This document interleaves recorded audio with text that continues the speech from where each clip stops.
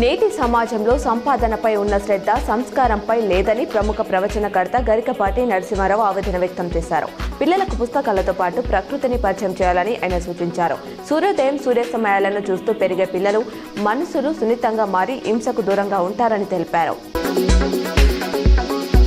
కామారెడ్డి జిల్లా మహమ్మద్ నగర్ మండలంలోని తెల్లాపూర్ గ్రామ శివార్లో ఎలుగుబంట్లు కలకలం రేపడంతో రైతులు ఆందోళన చెందుతున్నారు. టీఈలో మంగళవారం నిర్వహించిన మెగా జాబ్ మేళా ఫేర్లో 603 మంది నిరుద్యోగ అభ్యర్థులకు ఆఫర్ లెటర్స్ అందజేసినట్లు ప్లేస్మెంట్ సేల్ డైరెక్టర్ డాక్టర్ పాత నాగరాజు తెలిపారు. ఆన్లైన్లో 1470 మంది అభ్యర్థులు రిజిస్ట్రేషన్ చేసుకోగా 1255 మంది ఇంటర్వ్యూలకు హాజరయ్యారని తెలిపారు. మహిళా సంఘాలకు బ్యాంకుల ద్వారా 57,000 కోట్ల రుణాలు ఇచ్చినట్లు రిపోర్టులు చూపిస్తే రాజీనామా చేస్తానని కేటీఆర్ సవాల్పై మంత్రి సీతక్క స్పందించారు. అందుకు సంబంధించిన ఆధారాలు విడుదల చేస్తూ సవాల్కు కట్టుబడి కేటీఆర్ రాజీనామా చేయాలని డిమాండ్ చేశారు.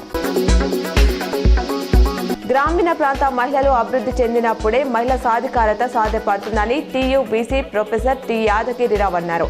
మంగళవారం వార్సిటీ ఉమెన్ సెల్ ఆధ్వర్యంలో అంతర్జాతీయ మహిళా దినోత్సవ వేడుకలు వార్సిటీలో నిర్వహించారు. మహిళల సేవలను కొనియాడారు. నిజామాబాద్ నగరానికి చెందిన బీజేపీ నాయకుడు మాజీ కార్పొరేటర్ పంచారెడ్డి సురేష్ మృతి చెందారు. బుధవారం తెల్లవారుజామున గుండెపోటు రావడంతో కుటుంబ సభ్యులు ఆసుపత్రికి తరలించారు. అప్పటికే ఆయన మృతి చెందినట్లు వైద్యులు ధృవీకరించినట్లు సమాచారం.